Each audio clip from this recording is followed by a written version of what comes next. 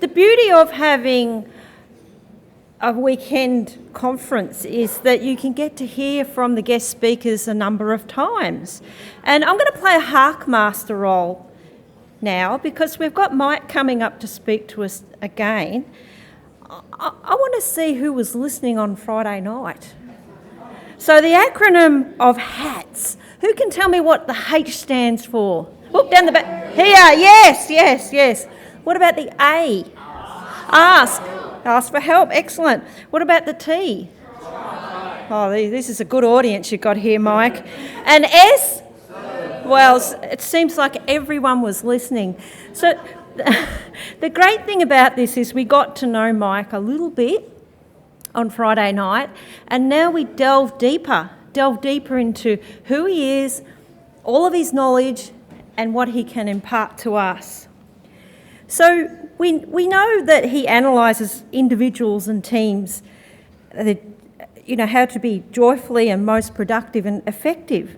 We found out he was an economist who understands what makes teams excel. We heard that he has 8 children.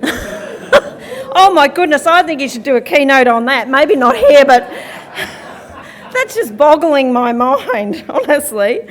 And we know that he's a Toastmasters International World Champion of Public Speaking. So he has so many strings to his bow, and he's sharing yet another one with us today. So please make welcome Mike Carr to share his afternoon workshop, Low Stress, High Performance, Peaceful yet Productive. Mike Carr. Thank you.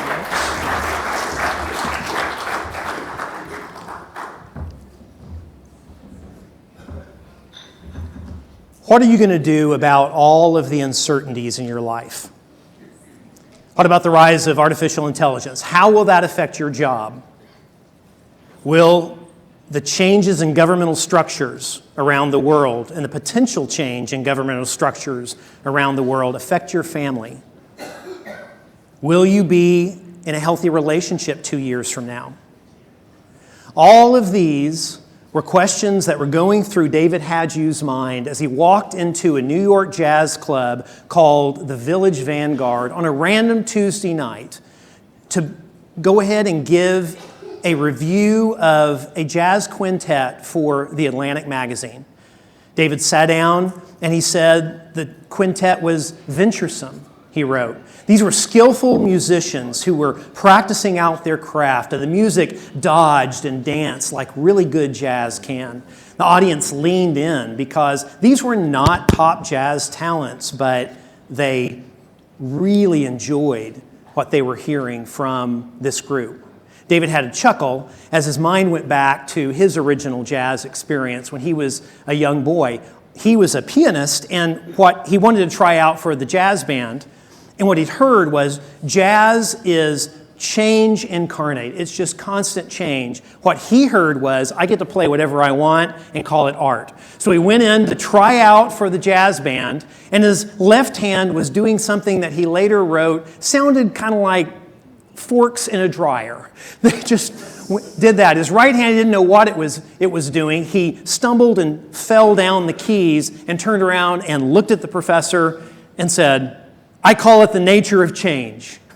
Nature of change, that is jazz. And we're going to talk a lot about change and uncertainty today, how we lower our stress levels in that and be highly productive in this changing world. I would submit to you that I am a good guide for this because I experience constant change with my own family. And I appreciate you're bringing that up again, the 8-kid thing. I will tell you that the story's broader than that because my marriage proposal to Julie was marry me, travel the world, focus on career, have no children. So you now know who the most persuasive person in my house is. Any young couples around, let me just tell you, these are the most dangerous words in the English language. What about just one more? That's how we get to 8. One set of twins, they were the last. They kicked her tail, and that's the only reason that we probably don't have 9 or 10. No, the real reason why I have 8 children is because spontaneity causes people. Change. Change is constant. Change is what increases our stress levels. Uncertainty. It's all over the place. And jazz is a great analogy for this. In fact, jazz is one of the best because jazz is the best part of constant change. Jazz, we love when it changes. It is improvisation. It is constantly moving around, and we love that about jazz. We just don't love that when it happens in our lives, right? But jazz is a great analogy because it shows us the risks and the opportunities of change. And yes, opportunities of change. Without change, we die. Change keeps us alive. The stress that comes with that keep us alive.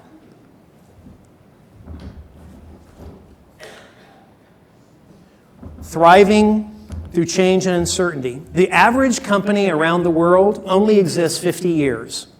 And 40% of the reason that the companies die who do is because they refuse to go ahead and accept the constant change that keeps coming. They become experts, like we become experts. And we want to continue to work in how our expertise lives. We say, I figured it out now. I figured out how to run this club. I figured out how to run this family. I figured out how to run this business.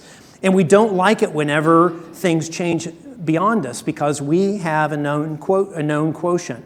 But that's not a recipe for existence. Blockbuster Video is kind of the quintessential example of this. The ice shifted underneath them as Netflix came along, and they woke up one day and they had fallen into the crevasse. But the ice does not shift overnight. It's a glacial business. And Netflix had been nibbling away at what Blockbuster did for a long period of time. In fact, you've probably heard the same thing that I did. There were board meetings where individuals came in and said, hey, we should look into streaming. And the board at Blockbuster said, why would we leech away profits from our known business to go do this brand new thing that is not profitable at all? And then they died. Unlike Hussey Company. You probably have never heard about Hussey Company, but if you have sat in a stadium seat in the AFL anytime, or in a cricket stadium, or in a football stadium, you most likely have sat in a Hussey product.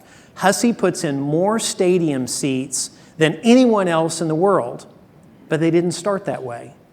They started 7 generations ago. 191 years ago, almost 4 times the average company length. And great-great-great-great-great-great-grandfather or grandmother said, we make great plows. They were plow makers in the United States and metal fabricators until they saw that farm machinery was coming in and they pivoted and started making cabinets until building fabrication came along and then pivoted again. Part of the Hussey Company that's built in is they have a stated goal that we are always looking for the next opportunity to change, shift, and pivot. And they did that all the way to becoming the largest stadium seating company in the world. They put change into their culture as an opportunity, not something to be feared. So Blockbuster obviously could have taken some more lessons from Hussey and looked at change, but we understand why they don't, right? Because change can be scary. There are negatives to change. The Gallup organization recently did all kinds of surveys and showed that only 20% of employees are engaged at work. 80% of employees are either unengaged at work or they are aggressively non-engaged, to the cost of our global economy of over $10 trillion in 1 year alone. That's 9% of the entire gross domestic product of all countries around the world because of that engagement. You drew a little more deeply into that data, And most of the reason why employees are not engaged is because they are scared to death of the constant change that is happening in their organizations, to the point that 52% of employees around the world are actively looking for another job. They think, if I can just get out of this place that is constantly changing, and I can get over into this place, it's calmer, it's more serene. Now, you all work in organizations. Is there any organization, Toastmasters included, that is calm and serene? It's not the organization. There is that narrative that I will find peace whenever change stops happening. But the reality is that change is only increasing through social media, through artificial intelligence, through our over-connected world. And so we need a different formula. And that's what we want to talk about today, because change also presents some really negative emotions if we allow it to. In that same Gallup organization, they asked the question, what percentage of employees, what percentage of you feel a lot of these emotions on a daily basis? 40% feel stress, and almost over one in five feel anger, a lot of anger every day. I would suggest that there is a way that we can work on ourselves. We don't have to wait on the company or the organization or leadership or anyone else to give us a program. And if they do, we'll get on them. But we can also do something in the meantime to limit the negatives of change and lean in to the positives. And this is, again, where jazz comes in. Bill Evans, jazz great Bill Evans, said that jazz is curiosity set to music. And I would suggest to you that is our answer. Way too simple, but not easy. That we can lean into curiosity, and curiosity does the work for us. There are 4 elements that we're going to look at today to bring about curiosity, because organizational psychologists will tell us if you want to limit stress and lean into the opportunity, you just make a switch. All right? It's not risk, it's opportunity. Don't look at the risk, it's opportunity. I don't feel stress, I feel excitement. We can do that. But I do a lot of talking with teams in companies and executive coaching. And what I hear, the secret things they say is, yeah, Mike, I don't know how to do that.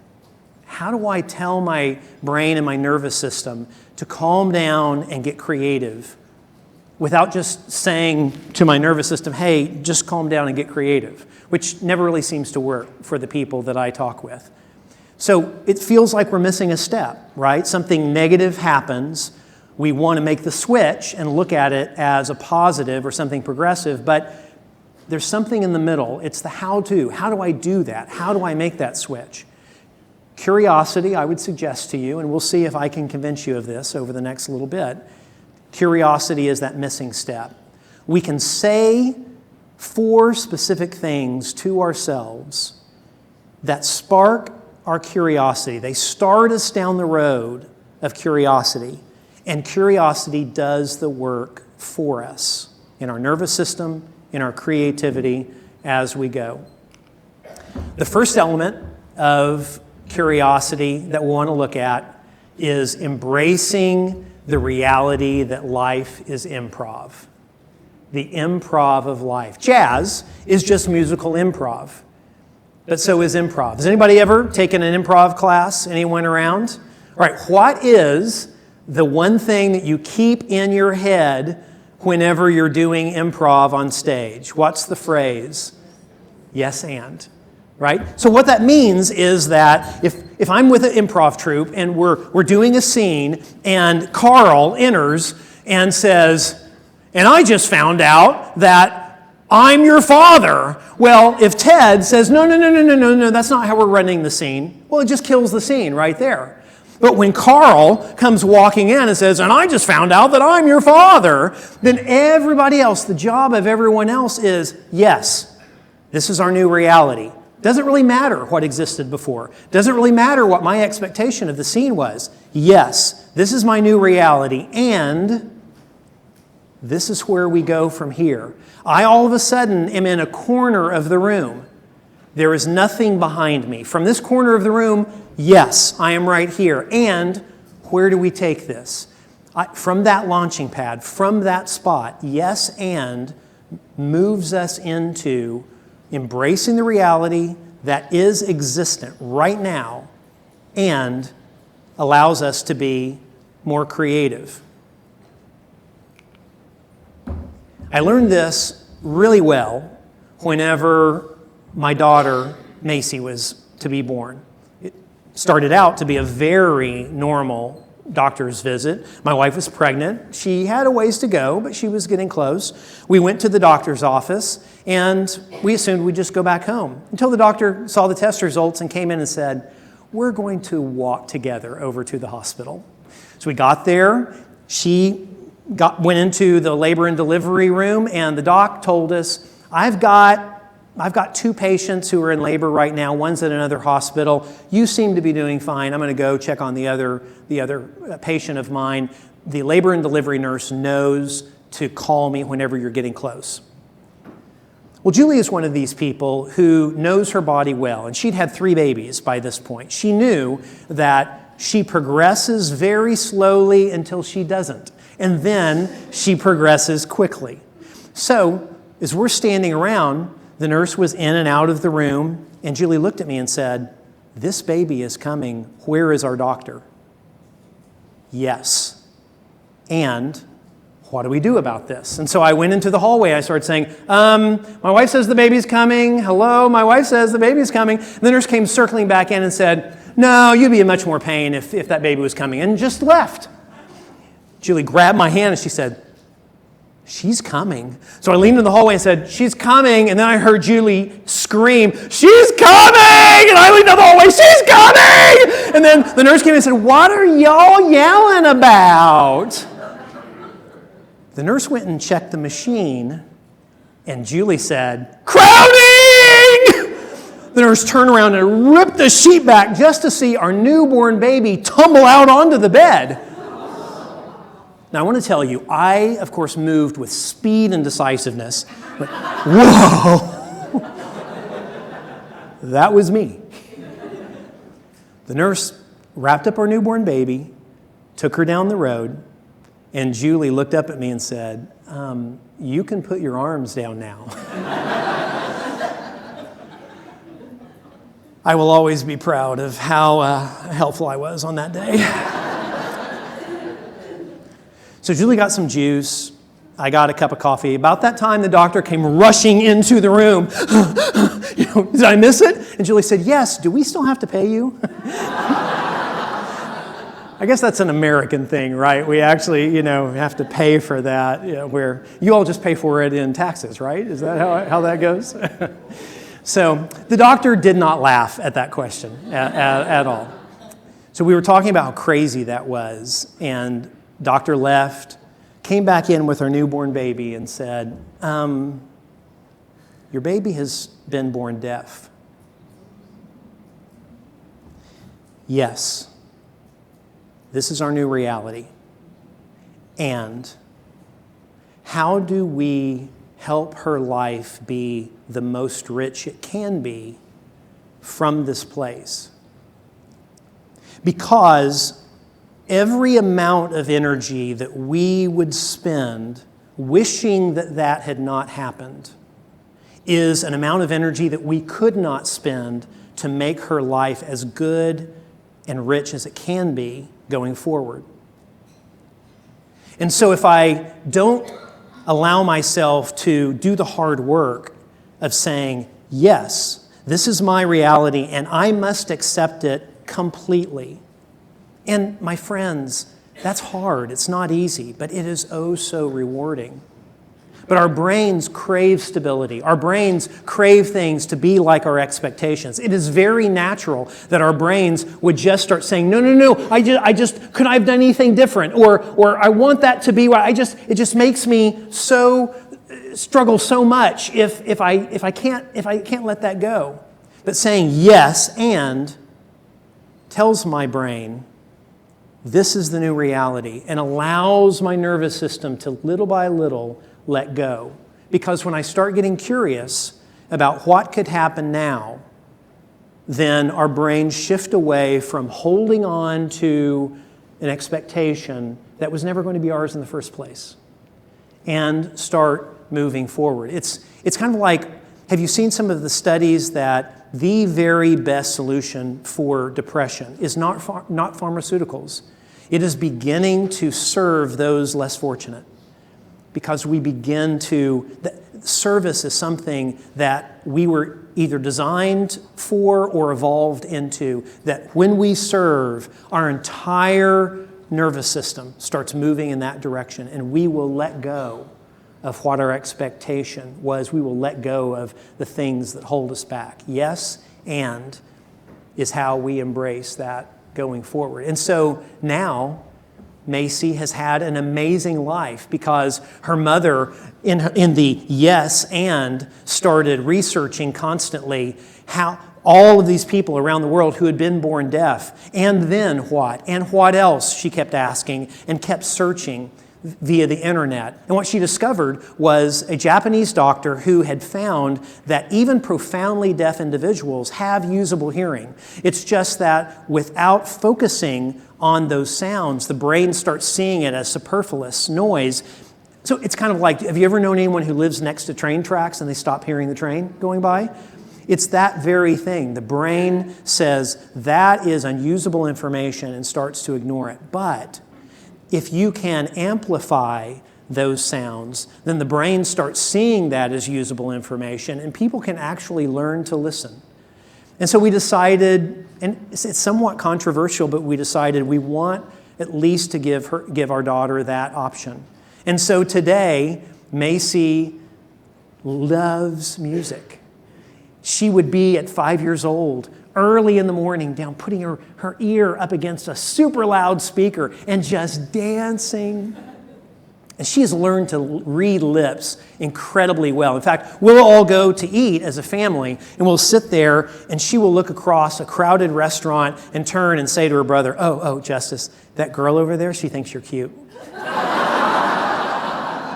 And it's gotten so good that all of Macy's friends want to invite Macy to their parties, for college, because Macy can just sit in the corner and then figure out all of their other friends' secrets and then tell them afterward.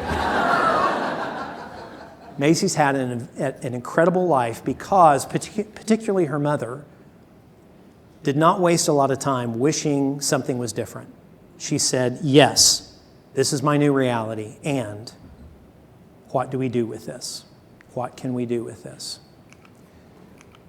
So what I would ask you to do, just for a couple of minutes, is pick someone to share with. We're going to practice a little bit of curiosity. And we'll do this a few times through our time here together this morning. But if you would ask each other, what is the most ridiculous example that you've ever seen of somebody saying yes and be funny, be silly with this part of it. We'll get serious later. Now, I've had a lot of people tell me they hate that question. So we have another one up here. You could ask someone else, what is the most random topic you have spent 10 hours or more researching? So we're just dipping our toe in the water of getting curious. Would you take 2 minutes to do that?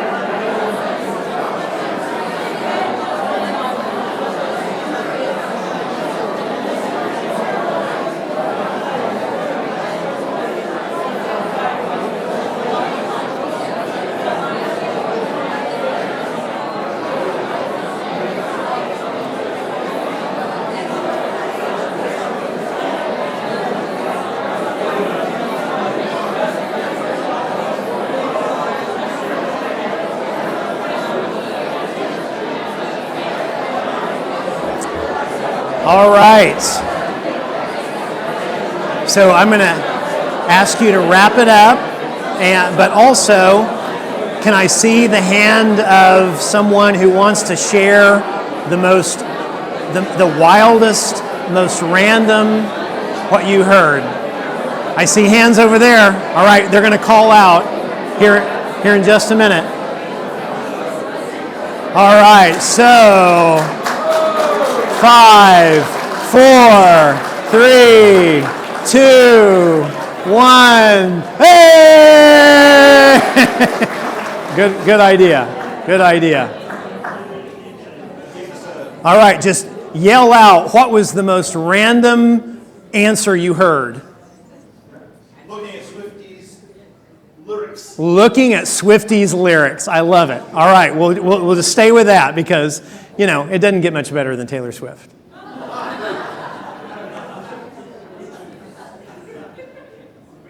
We're back in the jazz club, and David Hadju is writing his article. It's good jazz, it's dodging, it's back and forth, and it's really high quality. David was looking down, writing in his notebook, whenever the trumpet solo started, and all of a sudden, his head just snapped up, because this was different. The quality of this music was noticeably different than what had been played before. The trumpet soloist was standing back at the stage in the shadows, and as he played, he slowly started moving into the light toward the front of the stage. And David recognized that it was Wynton Marsalis, the most famous jazz musician on the planet at the time. The audience hadn't really gotten it yet, but as Marsalis came forward, little by little, the audience started recognizing, oh, wait a minute. We are in a small venue with one of the greatest jazz players of all time. And all of a sudden, this show took on new meaning. Now think about what Marsalis has done here.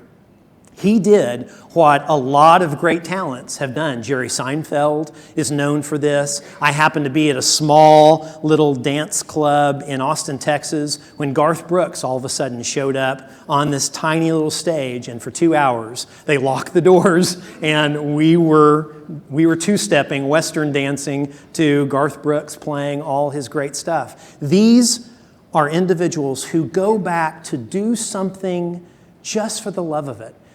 They do it to test out new material. They become novices again because for Marsalis, he had not played with these other musicians before. This was not the carefully curated environment that he was used to. He was trying things out. He was improvising. He had to constantly be listening intently to what these other jazz artists were playing on the stage because he wasn't leading the band. He was following and then leading some and then back to following. Marsalis was doing what we will call the second element of curiosity. He was asking himself, what can I learn here? What can I learn here? When we are faced with something that shocks our nervous system, it raises our stress response, our first thing that we can say is, yes, this is my new reality, and what do I go from here? A great second question to ask ourselves is, what can I learn here? Because that takes our curiosity to the next level. Here is Marsalis wanting to learn in an environment, and he's a great template for what we do. I had to learn that in 2009 after the Great Recession when I was working at UBS. I was managing part of the private bank there, and we almost went out of business in 2008. Merrill Lynch did, Bear Stearns did, Lehman Brothers did. UBS was close. And so in early 2009, they called all of us, people like me, to New York, and senior leaders came in, and they put on us these huge, big, massive goals. Now, looking back on it, I can just see they were trying to stay in business. But it was almost as if the Great Recession had not happened. They had taken how well everything was before the Great Financial Crisis and raised it 10 or 12% and said, you have to hit that number. And they said, oh, by the way, there are a lot of good managers out of work right now, so if you can't hit that number, we'll find someone who will. That night I was at dinner with all my colleagues, and we were miserable. I could tell by the conversation around the table. We were all drinking a little too much. We were all laughing a little too hard. I knew that everyone at that table had their resumes out looking for their next position. Everyone except me. Because I had just moved my family 2 times in 3 years. And those moves had not been great on a couple of my kids. If I'm honest, those moves had not been great on my marriage. And so I pretty much knew if I was going to try to move them again this quickly, I would probably be moving by myself. I staggered back to my hotel, and I went into the bathroom, turned on the light, and leaned on the counter and just looked at myself in the mirror. I said, audibly, "How did you get here?" And then, from way back here, a memory came forward of a conversation I'd had with a spiritual mentor about 10 years earlier, who said, whenever you face crisis in your life, why not try asking yourself, what can I learn here? And so I looked at myself and I asked the question that came to make all the difference. What could I learn here? I immediately felt pressure lift off me, and I went to bed and slept like a baby that night. I got up the next morning and I went to the meetings, and what had sounded the day before like senior management trying to cram chores down my throat, today sounded more like senior leaders trying to share ideas that might possibly work in our offices. It changed my mindset enough. I got on the plane, went back to Austin, and I called our team together in our office, and we sat down, and the stress was palpable. These were financial advisors, financial planners who had watched their clients' net worth drop so dramatically, and they didn't know what the future was. They didn't know that was coming, but they still felt the guilt and the strange nature of all of that. They were paralyzed. And then when I came in and said, oh, by the way, here are these huge goals that senior leadership says we have to meet, you could cut the stress in the room like a knife. You could cut the stress with a knife. And then we said, whoa, okay, let's just let all that go for a minute. What could we learn here? Why did you get in this business in the first place? And we started going around the room. And at first people said, I don't want to talk about that. Our clients are down and the market's down 56%. And we said, okay, but why did you get in this business in the first place? And people started talking about wanting to help families educate their children, wanting to help families take care of their aged parents in a respectful way. And little by little, people started talking about what we could learn from this. And the biggest thing that we learned in that room that day was that we were trying to control all things that were outside of our control. We could not control if a client would fire us or not. We could not control if a potential new client would say yes or not. We could not control if the market would continue to keep falling or if it would turn around and recover. We could not control if the company we worked with was going to go out of business. None of that we could control, but that was the center of our stress. What we could control was I can pick up the phone and I can call a client. I can actually ask the question that we did not want to ask, how are you doing in the middle of all this? We could absorb the blowback of the answer that we thought would be coming with empathy. We could actively listen. We could double our research. We could say, yes, our clients' financial plans have blown up, but this is their new reality. We will update their financial plan to show them a potential pathway forward, so that they're just not sitting there in uncertainty. And so we identified 5 controllable things. And that became the difference between success or failure on a certain day. It was not, were we headed toward the goals? It was not, is the market recovering? Did we do 5 controllable things today? If yes, today's a success. If no, it's a success because we learned why not, and we'll try again tomorrow. And then a funny thing happened 18 months later. A guy called me and he said, "Hey, Mike, have you seen the office rankings lately?" And I said, "Wayne, why are you calling me? You know I don't look at stressful stuff like that anymore. 5 controllable items. That is my entire life right there. 5 controllable things, nothing else." And Wayne said, "You ought to go take a look at it." So I went to my office. I pulled up the office rankings. And to our shock, our office was the number 1 office in the entire global financial system. And no one was more surprised than we were, because we had just been focusing on 5 controllable items. Another crazy thing that happened along that path, after we just decided to focus on those controllables, 2 weeks later, people started smiling again.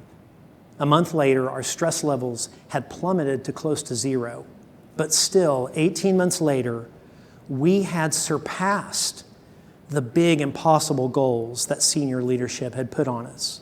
Now, to be fair, we were the beneficiaries of a financial market system that recovered faster than anybody had anticipated.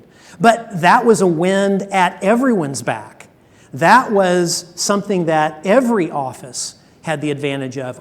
Our team was just more in a position to take advantage of the recovery because we had said, what could we possibly learn from this in the middle of crisis, in the middle of pain, when it is hardest to say what we can learn about it. I want to say again, this is not easy, but it is oh so rewarding.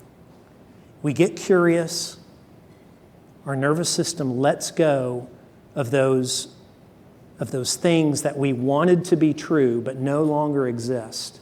And it puts us in the best position for any kind of recovery and opportunity going forward. So I'd like for us to talk about that for another 2 minutes. Would you tell your partner, or a new partner, if you want to pick one, tell about a time when you said, "What can I learn here?" Or a time when you should have said, "What can I learn here?" And I'll come back to you in 2 minutes.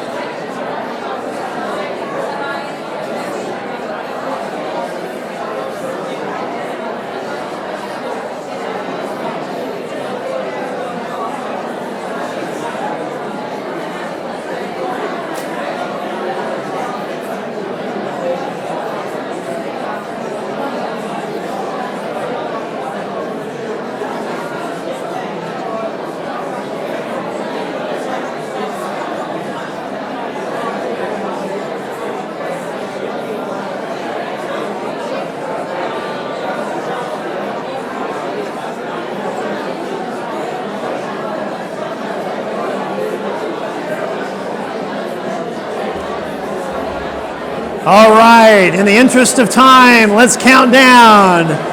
5, 4, 3, 2, 1. Yay!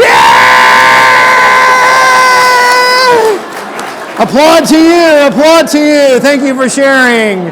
Thank you. All right. Anybody want to yell out what the strange thing that they heard? I saw earlier when Charlie was talking, y'all are introverts by and large, so I know I'm going to get nothing the first time. Don't worry about me. I'll ask again. No one wants to share? All right. We'll keep moving. We'll keep moving forward then.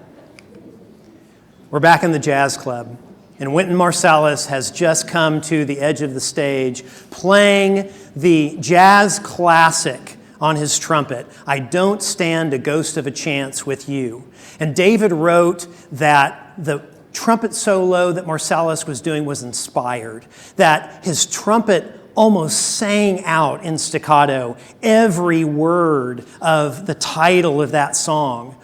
Marsalis moved and it built and it went into minors and it grew. The audience was overjoyed waiting to see what would happen with this.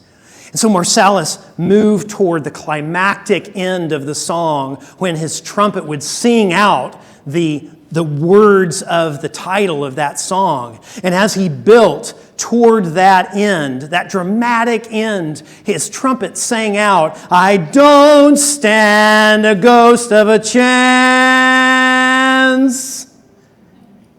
The entire audience was perched on the edge of an emotional cliff, ready for that final note to be plunged into the ecstasy of this group experience. And in that silence, a cell phone went off. There was a slight groan across the audience, and David wrote on his writing pad in large block letters, magic ruined. And haven't you ever been there where the magic has been ruined? I mean, think about the people in that audience. Think about the owner of that cell phone. Think about what she must have been feeling. She always turns off her cell phone. She's the one who goes into her Toastmaster meeting and she says, hey, the contest is beginning to start. Everybody turn off your cell phone. Everybody turn off cell phone. Anytime there's a message or a musical or anything meaningful, she's the one who tells everyone to turn off their cell phone. And in the excitement of this concert, she just forgot. She just made a mistake and she started a contagion that ruined an experience for an entire group of people, a once-in-a-lifetime experience. Have you ever been there where the magic is ruined? You move across the country to be with him only to see him ended over a crappy cup of coffee. You leave a really good opportunity to join the startup to see it shuttered by a pandemic. Or you take a great opportunity only to see it just whimper and die. What do you do when the magic is ruined? And think about Marsalis. He has made the sacrifice to come into this meaningless room, a massive talent, to come just practice his art. He's bringing a gift to a group of wonderful people, and his gift is sabotaged inadvertently by someone who just forgot, just did something meaningless. Have you ever been there where you bring a gift to someone and someone else's lack of thought or outright sabotage ruins your gift? What do you do when the magic is ruined? I would suggest that we focus in those times on the third element of curiosity that we'll look at. We turn curiosity inward and we slow things down.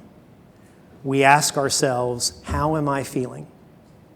How am I feeling? Yes, we're going to talk about feelings. And I know, it makes me cringe too. But that only shows why it's all the more important to talk about feelings. And those of you in the room who are saying, well, I really don't need this part because feelings really don't affect me that much. The data actually shows that you are the most susceptible. So I would suggest you just hang with me. just suspend unbelief for just a little bit. There was a time whenever I was in a therapist's office And the therapist, it was a really tumultuous time, and the therapist said, would you tell me what is the reason for the strong negative emotions you're feeling? And as I went through the things that had happened in my life, point by point, when I got to the end of it, she said, wow, you've experienced some real tragedy. And I never had thought of it that way, but when she said it, I had to kind of agree. And so then she said, can you name for me the emotion that you're feeling right now? I said, well, there's definitely anger and probably sadness. She said, well, I'd like you to be more nuanced than that. Could you really kind of drill down? Is it really anger, or is it something more nuanced than that? Thought about it, and maybe it's frustration, maybe it's irritation. She said, okay. She nodded, okay.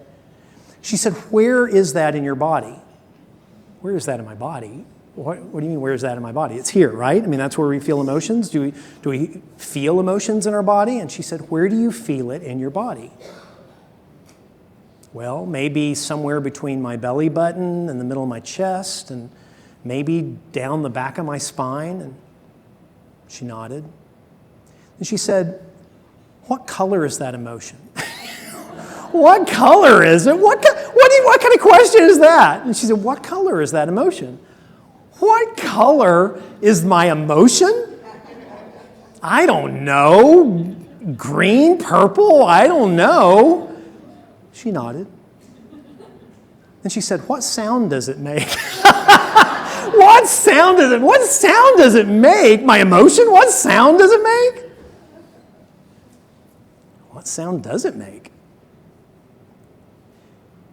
But as I went looking for that emotion to try to figure out what sound it made,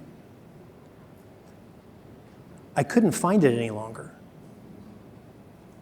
Curiosity does a very interesting thing to us psychologically. Psych studies show us and tell us that any strong emotion we feel, we only will feel it for 90 seconds.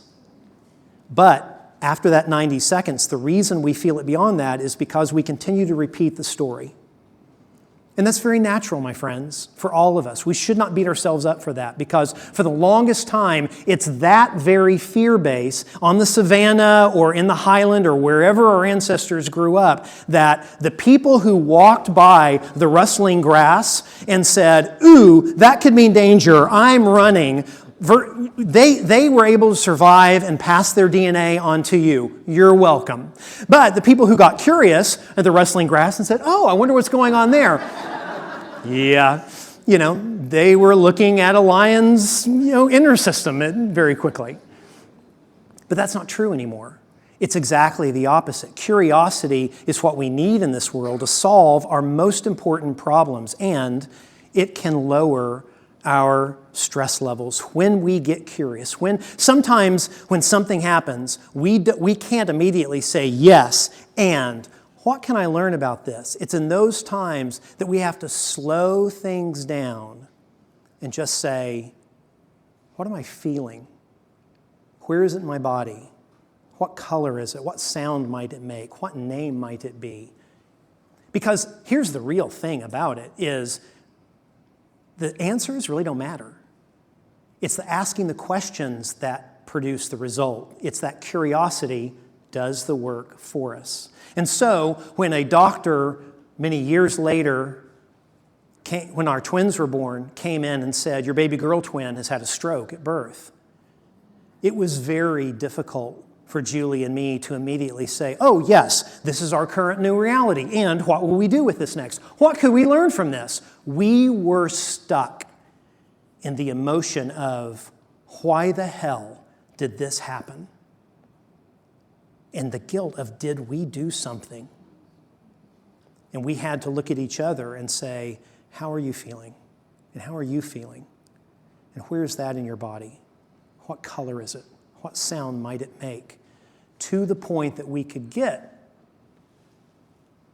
our temperature lowered enough to be able to say, okay, yes, this is our new reality, and where could we go from here? Because remember, every ounce of energy wasted on wishing it was different is an ounce of energy that we could not use helping our daughter learn to walk. And we had neurologists who said she'll probably never learn to walk. Now, I'll fast forward to you. She not only walks, she dances. So rock and roll. It ended well. But there are times when we have to look in and say, what am I feeling? And what color is it? And where does it go from there? A friend of mine named Frank, he started a company because he self-admittedly can't work for anyone. No one can put up with him. And I have a hard time putting up with him, but he's funny. And he buys me really good tequila.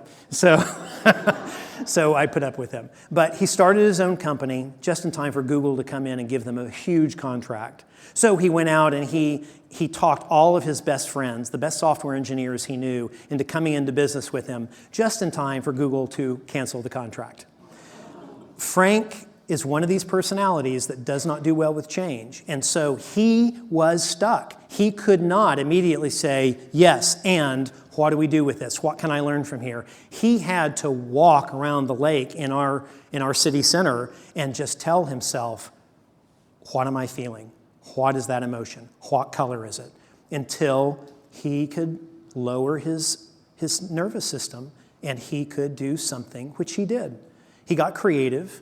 He built a proposal, went to the U.S. Department of Defense. He had them sign a contract that dwarfed what Google had originally talked with him about.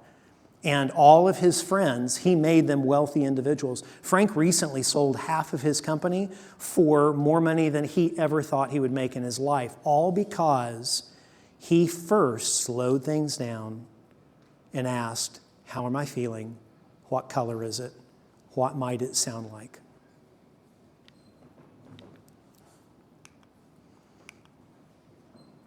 We're back in the jazz club. And there is a silent tension in the audience after that cell phone has gone off. The entire audience is just waiting for the now anticlimactic final note of the song that just ends this nondescript experience. But instead, Marsalis, instead of playing that final note, he played the tune of the cell phone. There was a chuckle across the audience. And then Marsalis played it again. And then he played it again, but only in a minor. And then he played it again, but improvised a little bit, and then started moving into minors and strange places. The band caught wind of what he was doing, and so kicked in and just started following his lead as he played this new tune that was eerie and strange and weird, but was still beautiful, more beautiful, David wrote, than what he had been playing before. You could still hear the faint tone of the cell phone in what Marsalis was playing, but it was this whole new piece of music that no one had ever heard before. He was literally creating on the spot and co-creating with the audience as the audience began again to lean in and see, where is this going to go, as Marsalis just allowed it to flow. So the band went on, the tune, the new cell phone song that he played for a few minutes, and then all of a sudden he wrapped it all the way back around to the original song, I Don't Stand a Ghost of a Chance with You, and came again with that Ghost of a Chance song toward the dramatic final.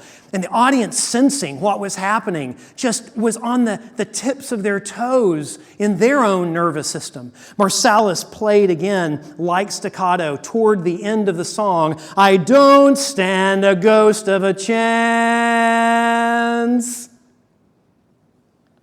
with you. And the audience lost their minds. They did not know what to do with it. They were all together in the middle of the delight of this experience that had started with something that threatened to ruin it. The delight they felt was compounded by the cell phone going off. What would have been written in that article had that cell phone not gone off? A great musician played a wonderful piece. Boring, right? But because that cell phone went off, because the magic was ruined for a split second, we're talking about it today. What are you going to do about the uncertainties in your life? What are you going to do about the threat of artificial intelligence, or the changing in governments, or the changing in your job, the changes that happen in your own country? What are you going to do about the possible dislocations in your life? Wynton Marsalis shows us a pathway. He stayed in peace, mind like water, and he approached it with curiosity.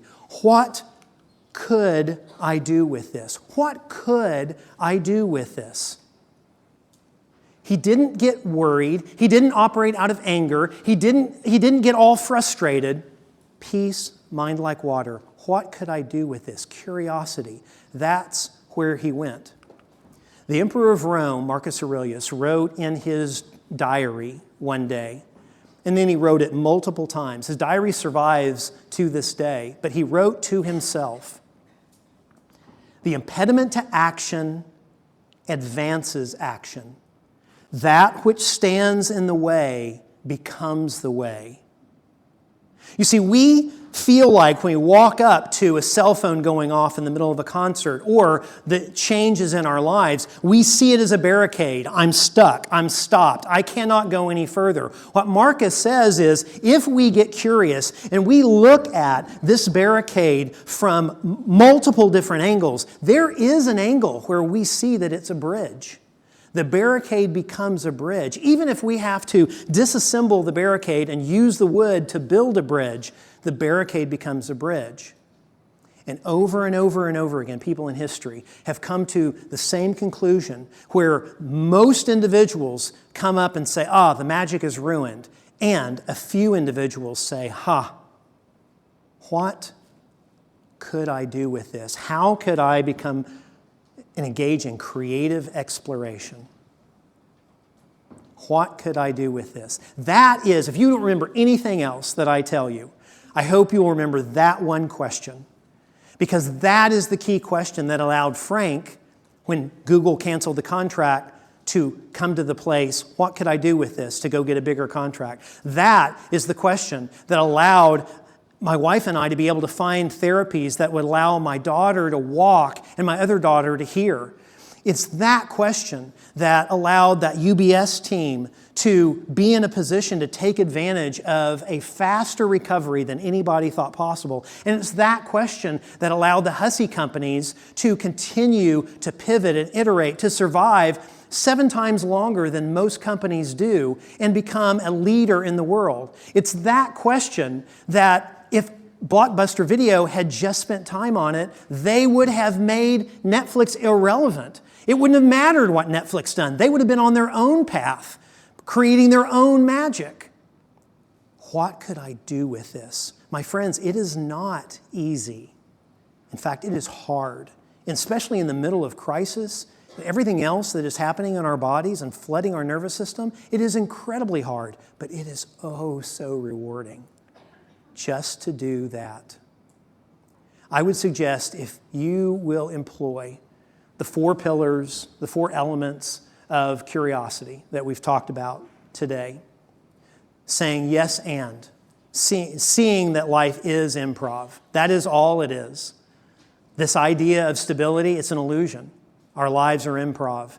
And if we say yes and, we can accomplish so much more with so much less stress. If we will then say, what can I learn here? If we can, when we're having trouble with that, ask ourselves, what am I feeling? What color is it? Where is it in my body? What sound could it make? What could I name it? And if we will ask, we will get creatively exploring and say, what could I do with this? Then we will be in a position to best accomplish things. I'll end with a story. This is that baby girl who had the stroke. She's a little older here. than when she was born. She did learn to walk, she learned to dance, and she went and joined a competitive dance team. Those were her best friends, and she loved doing that for a long period of time. But as you may know, competitive dance teams get competitive. And there came a time whenever she needed to be very symmetrical in order for her team to advance. And if you know anything about stroke victims, they are anything but symmetrical. So she was going to have to audition for her team. And I heard she was a little nervous about it. So I got home one night and I said, "Hey, Merce, let's go for a walk."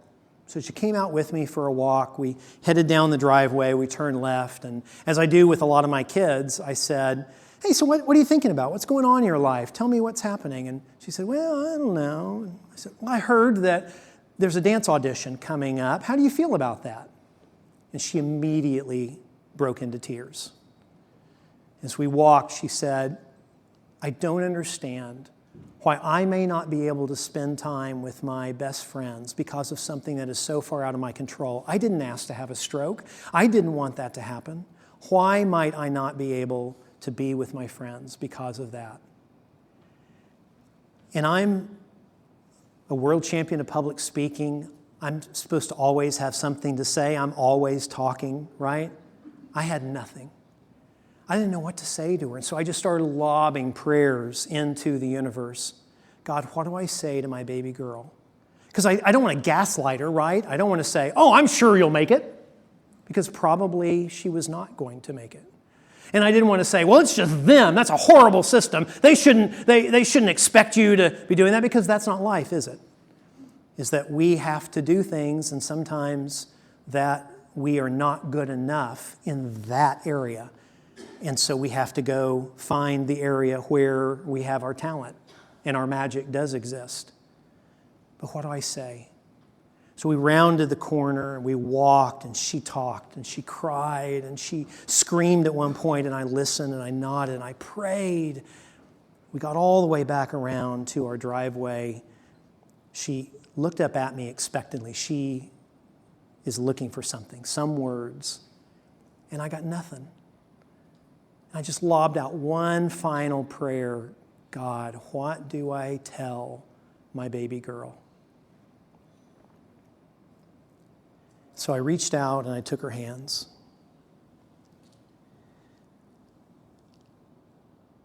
And I said, "Mercy, I'm sorry, but your life is just going to be harder than your brothers and sisters. I wish that were not true. I wish I could tell you differently, but I'd be lying to you. Your life is just going to be harder than your brothers and sisters. But you are going to be stronger than your brothers and sisters because of it." She blinked a couple of times and looked up at me. And she said, "Okay, thanks, Dad, bye," and just went inside. I'm sitting here in the driveway dying. And she's like, "Oh, okay, my life's going to suck, but I'm going to be strong. Okay, got it. I'm going forward. I'm going to go have gummies." I don't know. 2 weeks later, we're all together as a family. And Mercy comes bursting in the door and said, "I found out about dance. They cut me." We didn't know what to say. Without skipping a beat, she said, "And that is great because I'm awesome and I feel sorry for them. They don't get to be around me. And that gives me more time that I'm going to go become a stand-up comedian." And she did. And now she goes into rooms and she, through comedy, advocates for those with disabilities and advocates for knocking down the differences between all of us, that differences are not a big deal. And through a funny way, she gets the audience laughing to the point where she can make her point, and that's what she was meant to do, only because she said, "What could I do with this?" My friends, whenever we come to that impasse, I would suggest that we give ourselves some grace. Know that it's going to be hard. but that we ask ourselves, yes, and what can I learn here? What am I feeling? And what could I do with this? That we follow the example of a jazz legend on a random Tuesday night in New York City at the Village Vanguard. Thank you for spending this time with me.